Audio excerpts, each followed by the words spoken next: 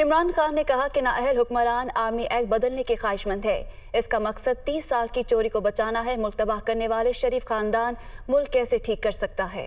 साबिक वज़ीर-ए-आज़म होने के बावजूद नामजद अफराद के खिलाफ FIR नहीं कटवा सका। हफ्ते को रावलपिंडी पहुंचने की तारीख का ऐलान करेंगे। जो माशी बहरान आ रहा है, ये जो आगे तबाही आ रही है, हुकूमत को तो सारा वक्त इसके ऊपर जोर देना चाहिए। लेकिन हुकूमत क्या कर रही है? हुकूमत सबसे पहले ये कोशिश कर रही है कि उनकी जो करप्शन के केस है वो खत्म कैसे हो। इन्होंने वो जी इमरान हर कोई शोशा छोड़ते हैं, प्रोपेगेंडा करते हैं कि जी वो घड़ी है।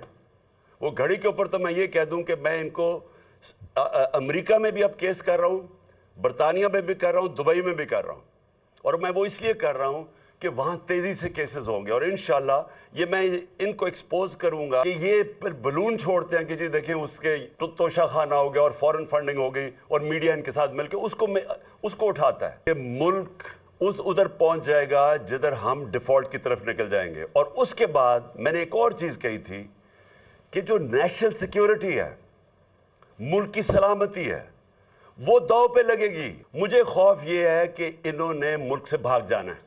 केसेस अपने माफ करवा के मायशत से संभाली नहीं जानी, इन्होंने मुल्क से बाहर भाग जाना है।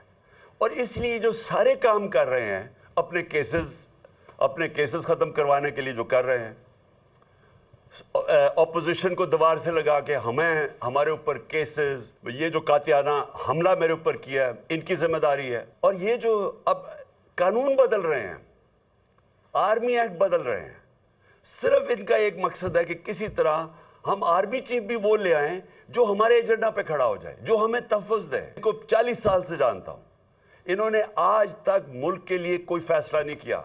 इनके सारे फैसले होते हैं अपनी जात के लिए। हम ये बताना चाहती है कि ये जो लोग 30 साल से हमारे ऊपर मुसल्लत हुए और लूटा इन्होंने, कौम अब इनको नहीं एक्सेप्ट करती। मैं पाकिस्तान का एक्स प्राइम मिनिस्टर FIR नहीं दर्ज करवा सका क्योंकि वो ताकतवर हैं।